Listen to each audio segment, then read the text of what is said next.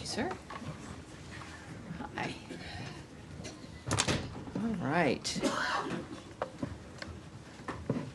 How are you doing? Well, Matt Lee. how are you? Nice to see Andrea Mitchell here again. Thank you, ma'am. I'm here after a rather big trip. All right, so are we, we're set? Everybody good? Great. So I'm going to start with a little bit of a statement here today. Welcome aboard, everyone. Nadia, nice to see you. During my first briefing, I said that under President Trump, peace through strength is back. That was clear from day one under this administration. The 11 days since my first briefing have further proven it. In an important advancement for peace, America's top diplomat, Secretary Marco Rubio, and National Security Advisor Mike Waltz traveled to Jeddah, Saudi Arabia, to meet with the Ukrainian delegation. As a result, Ukraine expressed readiness to accept the U.S. proposal to enact an immediate interim 30-day ceasefire to the Russia-Ukraine conflict. The ball is now in Russia's court, and even more advances have been made after Envoy Witkoff's visit there as well. Following this historic meeting, Secretary Rubio traveled to the G7 in Canada, where our partners expressed support for a swift end and a durable end to this conflict. And as we pursued peace, our nation also showed strength. Under the President's direction, this administration invoked the Alien Enemies Act of 1798 to initiate the removal of hundreds of dangerous members of the Tren de Aragua, a vicious, violent foreign terrorist organization, which has been threatening our nation, conducting irregular warfare, and terrorizing Americans. We express our sincere gratitude to President Bukele of El Salvador for playing a pivotal role in this transfer. As Secretary Rubio said, once again, President Bukele has shown he is not only the strongest security leader in our region, he is also a great friend of the United States. In our fight against terrorists, President Trump ordered the launch of decisive and powerful U.S. military deterrence operations against the Iranian-backed Houthi terrorists in Yemen. Following the strikes, Secretary Rubio noted that the president, quote, sent a powerful and clear message. These attacks on U.S. vessels and global shipping must stop, and we will hold you accountable. We will protect our people and freedom of navigation. In furtherance of President Trump's maximum pressure policy on the Iranian regime, last week the State Department announced sanctions on Iran's oil minister and shadow fleet that facilitates Iran's illicit crude oil trade. These actions were taken to stop the flow of revenue to the Iranian regime that uses to fuel conflict in the Middle East, advances its nuclear program, and supports its terrorist proxies. In addition, the State Department will consider revoking the visas of foreigners who have supported Hamas and unleashed anti-Semitic harassment, intimidation, vandalism, and violence on America's college campuses. As Secretary Rubio said on March 6th, those who support designated terrorist organizations, including Hamas, threaten U.S. national security. And we intend to use the department's broad authority to revoke visas when information comes to light indicating a visa holder may be inadmissible or ineligible under U.S. immigration law. Here's the bottom line. Secretary Rubio's State Department remains committed to advancing the national interests of the United States. Peace through strength is back. Not that we have a lot of things to discuss, and I see it all on your faces, but it is good to be back. I've been away for, I don't know, 10 days now or so, but I'm looking forward to answering your questions. We will begin again with Matt Lee. Thank you, Tammy. I had three processy kind of questions, but for the sake of my colleagues, and I know there's a lot to ask, I'll break it down to two. They'll be very brief. All right. One, on the South African ambassador who the secretary declared PNG on Friday. Sure. The South Africans seem to be a little bit miffed that they learned about this from a X post, and I understand there was a meeting at which a formal diplomatic note explaining this was handed over. Can you, what day was that, the meeting? Well, it was the same day of Friday. The announcement, yes. So after Secretary Rubio made his decision, our senior level diplomats convoked the South African embassy staff for an in-person meeting at the State Department. At this meeting, our officials delivered the official notification of Ambassador Rasool's persona non grata status, and it was done.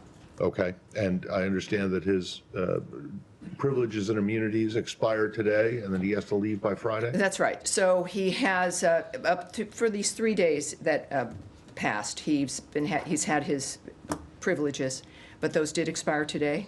And he has, technically, it's a week from the notice, and so that expires now on Friday. Okay. He'll need to be out of the country. Okay. And then my second one is what you mentioned before on the AEA, the Alien Enemies Act. As you know, as this building certainly knows, there are several provisions that or several criteria that have to be met in order to invoke this. One is there being a declaration of war with the country in which this force is from, or that the invasion or incursion, or however you want to call it, is being orchestrated or influenced by a sovereign state.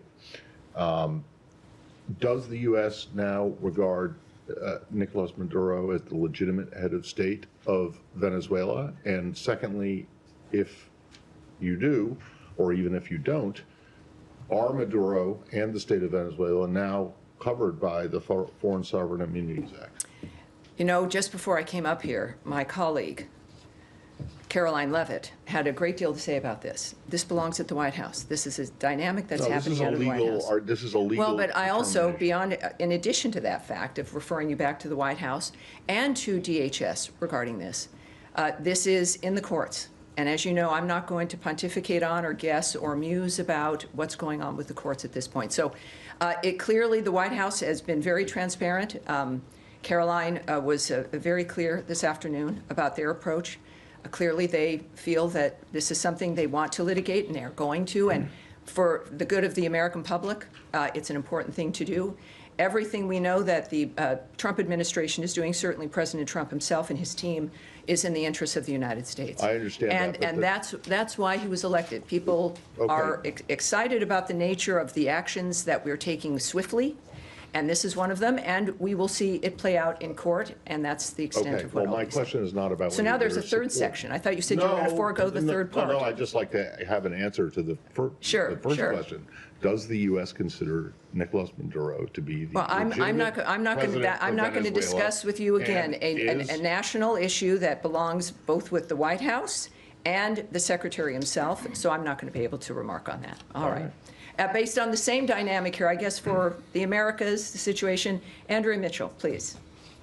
This is related to the immigration issue and peace through strength. Sure. Does Secretary Rubio believe that if Afghanistan is among the countries that are there on a list, a draft list to be banned, that legitimate SIVs who were approved by the State Department during the fall of Afghanistan's withdrawal should be a carve-out, and that these people who help the State Department, the CIA, the DOD, can come and have refugee status? I do have a follow-up. Well, first of all, there is no list. What people are looking at over these last several days is not a list that exists here that is being acted on. There is a review, as we know through the President's executive order, for us to look at the nature of what's going to help keep America safer in dealing with the issue of visas and who's allowed into the country. But what has been touted as something that is an item through the State Department, it just simply isn't the case. So the premise, I have to say, I certainly can't speak to because it's not accurate. When it comes to the nature of Afghanistan and those who've helped us, the arrangements we've made already in the past, getting as many people from that conflict here, certainly those who have assisted us and worked with us, that's been a policy and a dynamic that we've worked on from certainly even the previous administration, working to try to get that happening. So that's not something that is certainly I can talk about regarding something that doesn't exist, but certainly when that review is done, we'll have something that we can discuss. Okay, then let me ask you also Yes.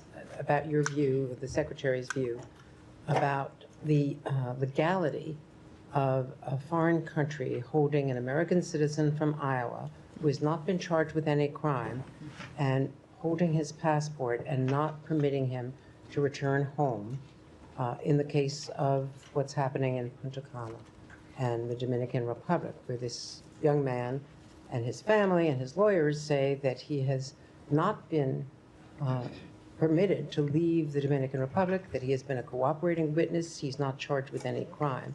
Does the State Department have any view about the rights of that U.S. citizen? Well, I think what's appropriate here is for me to not to, this is unfortunately the nature of the State Department and what we do. When it comes to diplomatic efforts, whether they exist or not, the nature of legal frameworks for individuals, the privacy issues involved, that's not something I can get into any detail about. Well, he has spoken publicly, and his family have. Does he have consular access? Well, that's his. I think all of us have a right to speak and to be known, but we have a standard and a protocol here that we won't discuss a private situation, a private case. Certainly, when it comes to diplomacy, diplomatic relationships between one country and another, I'm not going to go into those details. All right, Sean. Thanks. Can I go back to South Africa, the ambassador? Sure. The secretary, of course, had his ex posted on Friday. Can you explain a little bit the reasons? It's quite an extraordinary step. I was looking back. I mean, if I'm not mistaken, even in the height of tensions with Russia, there was no expulsion of the ambassador and no PNG there. What is it? I mean, essentially, this is remarks that the ambassador made at a think tank or at a conference that were critical.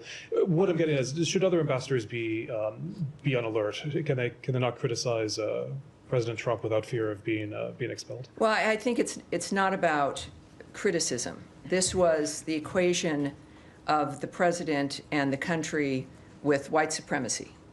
It was an allegation that casts such an awful light on the nature of the country, on individuals. It is. I mean, if we don't have a standard about the nature of someone who is in this country, who is supposed to be a diplomat to help facilitate the relationship between two countries, and that this is the standard of it, you know, we deserve better. We've had a decent level of diplomacy with South Africa. There are some challenges, but you want people in each embassy who can actually facilitate a relationship. And these remarks were unacceptable to the United States, not just to the president, but to every American. They were pretty much obscene when it came to the nature of what was alleged. So that is, I think, at the very least, what we should expect is a standard of some respect, basic, low-level respect, if you're in a position that is going to help facilitate any kind of diplomatic relationship with another country. This particular individual certainly didn't meet that standard, and it is a message to people of what America expects, what the president expects, what the Secretary of State expects, what this whole administration expects when it comes to treatment of the nation itself and as a result of the people in this country. And so that's why it was done. Sure. Could just expand on that. South Africa today said that it wants to have a better relationship with the United States. Are you open to that? I mean, there's been other, the Secretary of State aware from the G20. Are you of the view that South Africa can report the relationship despite the criticism that's come from this building? Well, I think both the President and the Secretary of State have made it clear what the problems are and what they have an issue with when it comes to South Africa. The unjust land expropriation law, as well as its growing relationship with countries like Russia and Iran. That's what prompted the serious review of our South Africa policy, which continues to be underway. They have taken also, the South African government, aggressive positions toward the United States and its allies, including accusing Israel, not Hamas, of genocide in the International Court of Justice, and reinvigorating its relationship with Iran to develop commercial, military, and nuclear arrangements. So this isn't one just of demeanor or decorum, however they add into it. This is a matter of a nation that is, we've again made it very clear, taking steps that are not in the best interest of providing a safe, secure, more prosperous America, let alone world, when it comes to the decisions they're making. So all of this is under review, but obviously part of it is, within the diplomacy of it, is to encourage a change in policy and posture. of course that would be the point. The point is to encourage a change. What I've seen with the trips we've made with the diplomatic adventures, of course, as well as the G7 summit in Canada, is the nature of the Secretary of State is to make things better for people. It is not to punish or to target people or countries. It's the nature of changing policy and creating better environments for all of us. And I've seen that in motion in every dynamic. And that's the case here with South Africa as well. Nadia, yes. Thank you so much, Tammy. Good to see you. I have a couple of questions. On Yemen first, what is the U.S. strategy regarding Yemen? Is it degrading the capabilities of the Houthis that they don't pose a threat to U.S. interests, or is it destroying them completely? Because there's conflicting statements from U.S. officials saying, like, we're not going to interfere with the civil war in Yemen. Well, what we've seen, of course, in the past when it comes to the Houthis, it was a tit-for-tat strike. If the Houthis would be sending missiles or attacking both commercial and military ships, what the previous administration did is they would do one strike as a tit-for-tat dynamic. What's happening now is a complete shift when it comes to the nature of why it's going on, which is to stop the assault on the maritime traffic in that area. And up to this point, there's about 174 attacks on American naval ships, which is an extraordinary number of attacks. And this isn't a situation that should be managed. It has to stop. So the message to the Houthis is, if this will end when you end the attack on both commercial and military ships in that region. So it's a maritime issue, and it's meant to completely change the posture of the Houthis, and of course, in a conjunction in that dynamic with Iran. That the days of pinprick responses where we allow that to occur is over. That's, I think, a pretty clear statement from the administration as a whole as well. And on the visa thing, just The visa, quickly, sure. is the area clear when it comes to revoking visas for foreign students? Are you revoking visas for students who clearly support Hamas and shows literature that's supporting Hamas, or is it also include students who support Palestine or the free, they say the freedom of the Palestinians, or showing sympathy with civilians in Gaza? Is that area very clear? Well, what Secretary Rubio has been saying on a number of different interviews is that this is about, when you think about someone applying to come into the country to get a visa, if you were to say everything that he ended up doing as would be his goal upon entering the country, we would never have issued the visa. So you have a dynamic, whereas if there's going to be certain kinds of actions that you're going to undertake, that we don't accept that. Every country has a right to control its borders and to determine who's going to come into the country.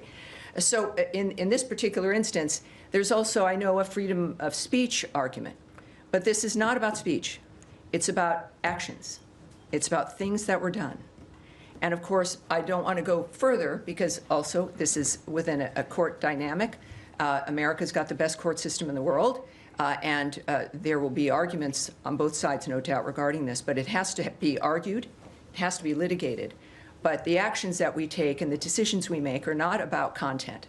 It's about actions that are occurring, and certainly in that particular case. Yes. Can I? Go ahead. Can Hi, I? Tammy. Hi. Thank you. Just to follow up on the Houthis question, so President Trump said every shot fired by the Houthis will be looked upon as a shot fired by Iran. So we're wondering, if Houthis don't back down, is the United States prepared to attack Iran or give Israel to do so? I think you're referring to President Trump's Truth Social tweet, and I'm sure you all have it on your phones. You should, because I'm going to refer you right back to that tweet. It speaks for itself. Right. Just to follow up on a different topic Sure. in that case.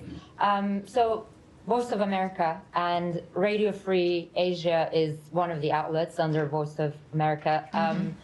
They have written extensively on the oppression of Uyghur Muslims by Chinese authorities. Actually, their reports have raised awareness about the plight of Uyghurs. And this is a topic that the Secretary feels strongly about as well. We've just seen him last week imposed sanctions on Thai officials over deportation of Uyghurs to China. That's right. What does he think about the shutdown of this outlet? Does he support this decision? Well, and what you're referring to, I think, is the VOA and some other outlets Correct. involved with the current, some budgetary changes and actions that have been taken. What I can tell you, like, with all the aspects that are happening in this shift, is that it's a fluid situation. And I look forward to watching it unfold as you do. I know you're all reporters, and some reporters here in the bullpen have been affected. But the fact of the matter is, this is serious business. It's the business of government using taxpayer dollars. So the same standard applies here. And of course, it's just happened. Carrie Lake, as essentially the envoy within this framework, is someone that Americans know and trust, and I look forward to seeing how this unfolds. But right now, it's new, it's a fluid situation, and we'll have more for you as it unfolds. When you say fluid, right, could yes, it go be ahead. overturned, Yeah. you mean? Go ahead. Can I just follow up on Yemen and your assessment of civilian casualties? Because you'll know there have been reports of several. What's your assessment on that? On civilian casualties? Well, you know, under no situation does anyone want that. This is a horrible dynamic. At the same time, the Houthis are pirates who have commandeered an entire country, in addition to attempting to commandeer and threaten and harass shipping in the maritime area there. So when we think about this dynamic, America seeks to avoid that situation, but we're now in a position where it has become untenable. And that, you know, America's position in this kind of a regard, it's an unfortunate framework of war and of tensions and conflict like this. But of course, we lament, I think, this country of all countries, and what we've done and what we've accomplished. We lament the loss of life. That's the aspect. Because I think this is part of the real story. All of the aspects of what the Trump administration, what Secretary Rubio and everyone now in this new administration is focused on, and maybe it surprised people, it shouldn't have, is peace, is to stop the wholesale slaughter of people, is to stop the chaos that reigns through certain regions, is to make sure, especially with certainly Ukraine and Russia, is to make sure in every place where there's conflict that the people that are alive today might be alive tomorrow. And it's imperfect. It's not something that any of us can sometimes predict the end result of.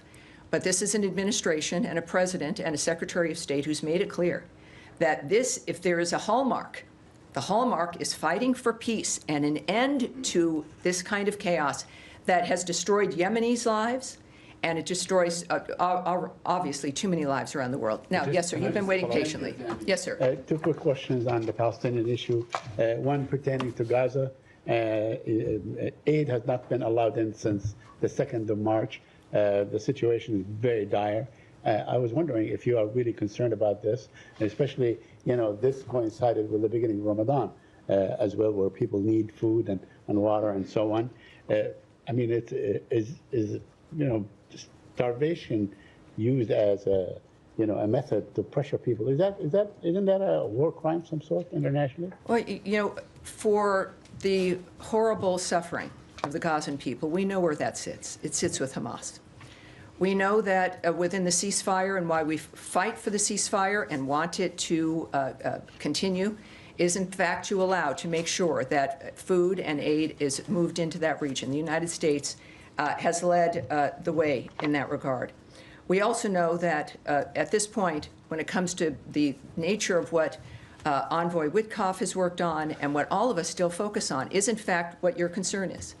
Making sure that there's a situation on the ground that allows food to get to the people who need it, that allows aid to move through to the people who have been suffering because of the choices that Hamas has made throughout the years. And that is what we continue to work on. So everyone, certainly it's a concern, and that is why we continue to work to make sure that aid can get to the people who need it. Yes, sir. Go ahead. Follow up? Yeah. The Syrian Interim Authority last Thursday approved a new constitution. It has granted likely no rights for the minority like Kurds and Druze in Syria, and has been rejected by these minorities, labeling it against the democracy. What's the U.S. view on that constitution? And does anyone in this department connected with the new Syrian Interim Authority? Do you have any engagement with them? You know, again, when it comes to diplomatic engagements, situations as fluid and as situational like that one, that's not something I'm going to be able to answer. What But I'll see what we can do when it comes to the specifics of what you've asked for. What about the? Syria. Yes, right. I have Go. another question on Iraq. All right. Yeah, this administration, including Secretary Rubio himself, has called the Iraqi government to resume the Iraqi Kurdistan oil export and solve the U.S. oil companies' issue that are working in Iraq. But this hasn't happened. What's the U.S. view on that? Are you urging the Iraqi government to resume the oil export? Again, I'm not, at this press briefing, I'm not going to go into international negotiations or diplomatic negotiations or thoughts that might be held by the Secretary of State. But we'll see when it comes to actions on that. It'll be, I think, abundantly clear. Yes, ma'am. Syria. Thank you, Tammy. So Syria's new government, along with regional countries such as Turkey, Jordan, Qatar, and others, have been calling on the U.S. to lift the sanctions that was put in place during the Assad regime, and many view these sanctions as a significant barrier to stabilizing and rebuilding the country. Is the administration considering removing or maybe easing these sanctions? Well, again, when we think about the administration, I think of President Trump and their posture and point of view regarding Syria, and the fact that when it comes to the State Department and the Secretary, these are things that would be negotiations that would have to be contemplated, and I'm not going to do that right here from this podium. Yes, sir. Thanks so much, Tammy. I appreciate you taking the question. Over the weekend... Depends on what the question is, but go for it. Over the weekend, the U.S. deported a Lebanese citizen who was a doctor at Brown University. I was wondering if you might be able to elaborate why. That, I would say, when it comes to that kind of action on everything we might discuss, that's the Department of Homeland Security. So that would be them.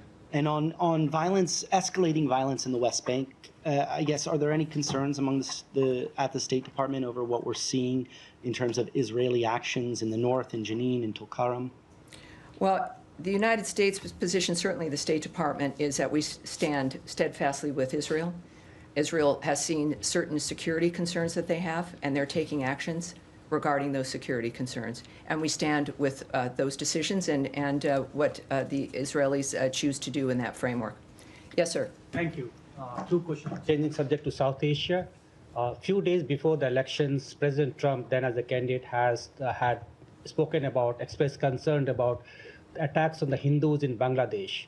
Now that Secretary has been here for about 60 days, what is his assessment about the situation of Hindus in Bangladesh and what steps he is taking to address President Trump? Secretary Rubio. Well, again, you're talking about President Trump in certain aspects about how the nation and how his administration views the nature of what's happening in another country. And Secretary Rubio, of course, follows through with his vision and the nature of the choices that are made in that regard. But when it comes to, again, negotiations, diplomatic considerations, and the conversations that those involve and what might happen, I don't want to presume here what the outcome will be. You don't want me to either. I think that the best thing to do would be to... Question? I'm sorry? Can I reframe the question? Well, no, because I'm not. What I'm not going to answer is diplomatic considerations from government to government or attitudes and approaches when it comes to what's happening in a certain country that belong within a diplomatic kind of conversation that clearly I can't speak on, or would I hypothesize about what might happen. So yes, yes, there you go. Yes, ma'am. Go ahead. I have one more Go ahead. question. Thank you, Tammy. Just to follow up quickly on what Hamara was saying about USA GM, Radio Free Asia, Sure. and other news broadcasters, because I think you're going to get a lot of questions about this. Oh, I expect it. I just got back into the country over the weekend. I thought, well, this will be discussed. As you mentioned, it's affected colleagues we know in the bullpen. Yes. Can you just clarify, when you say that you're watching this unfold, do you know if this is something that could be reversed in terms of what they're doing with US? You want me to speculate. No, and I know just... you know I can't. And I know I come from a background where that's mostly what I did for a very long time. That I can't do here. Okay, so my next question is about something different. The State Department, according to some reporting by the New Republic, terminated a contract to the Yale School of Public Health's humanitarian research lab. They were tracking evidence of the Ukrainian children that have been abducted by Russia since Russia's invasion of Ukraine. Some of that evidence was about to be, from their work, it was about to be transferred to European law enforcement officials. Can you comment at all on whether it is true that this grant was terminated, and whether you have any other comment on that? Well, I can't confirm that, but obviously I'll take it back and I'll get back to you so we can get some details in that regard. Yes, yes, sir. I also have a question on Russia-Ukraine, but before that, let me follow up on Radio Free Europe quickly from different angle. This administration last month secured one of the reporters jailed in Belarus, was working for Radio Free Europe, and I won't give you credit for that. But given how strongly you feel about the cases, can you assure us that you will continue securing the release of Radio Free Europe reporters, one of them in Azerbaijan and other countries, even if you end up defunding them? Well, that's not something I can answer here, again, when it comes to the nature of the choices that will be made. But what I can tell you is that this is a country that has led the way from the very start of radio, of making sure that voices are heard everywhere. That this is something this country can be proud of.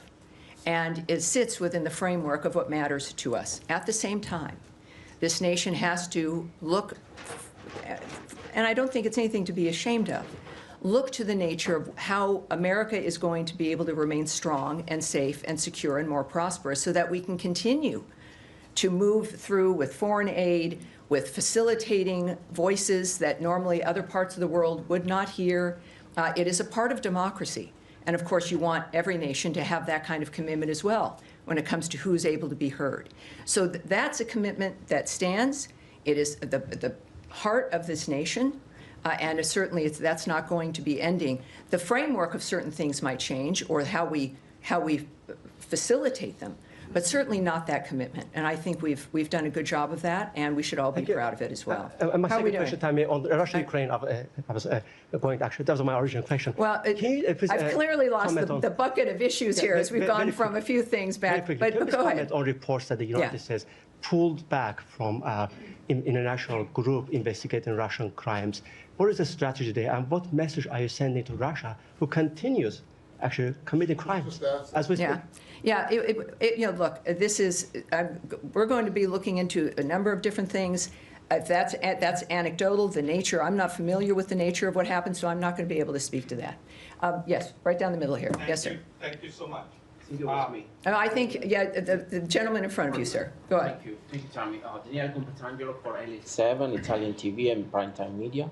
So we both were at the G7 the last week. Yes, we were. And the focus was Ukraine. So today in Europe, there was European Council. They met, the foreign minister, and they discussed about Ukraine and the European Union proposals. So it seems like there are Europe is very divided right now, like Italy, Spain, Ukraine, Hungary and Slovakia are more aligned to Trump proposal. It's not proposal, but like plan. And the other ones, more lefties, are like, want to keep giving aids, military aids to Ukraine. So what is the, what do you, as a State Department, how do you guys will interact with the European right now? Are we going to go for the Trump plans or the European ones? I think we're going to go with the Marco Rubio approach, which is to talk to everybody, which is to put out the new ideas, which is to argue for them on the merits of those ideas. That's what happened at the G7. What happened at the G7 was a collection of people who have very different points of view, some big disagreements, but a direct, specific decision mentioned by the Canadian Foreign Minister Joly that we're going to focus on what we do have in common, what we can get done together, and really the importance of the gathering itself and what we can do together. There's a lot of people, I think, that would prefer us to be distracted by the disagreements. But what I've seen Secretary Rubio accomplish is remarkable, and in different environments where there's negotiations between countries attempting to stop war, a ministers' meeting where they're all aligned in some fashion or another and want to work together but have disagreements. I can say this, fortunately, having been there, is that it's been his voice, and I'm proud as an American that it happens to be the American Secretary of State. It's his voice that has brought conversations together, that has brought groups of people together. And we know this is why you need a State Department and why you need diplomats, because everybody's going to have different ideas. Everybody's going to think there's a better way, and we all have investments in the nature of the outcome. America is the strongest country in the world for a reason. All the combination of things we do, but mostly because we are a nation of merit and arguments and speech and the ability for people to be heard and for all of us to have an open mind. That is what Marco Rubio brings to this debate, especially in Europe where there are disagreements. We will, and he expects to, win people over based on the merits of the arguments that we continue to make every day. And I'm going to leave it there, everyone. I'll see you Wednesday and Friday this week if you didn't get enough. There'll be more to talk about. Thank you, everyone. I appreciate it. Have a great day.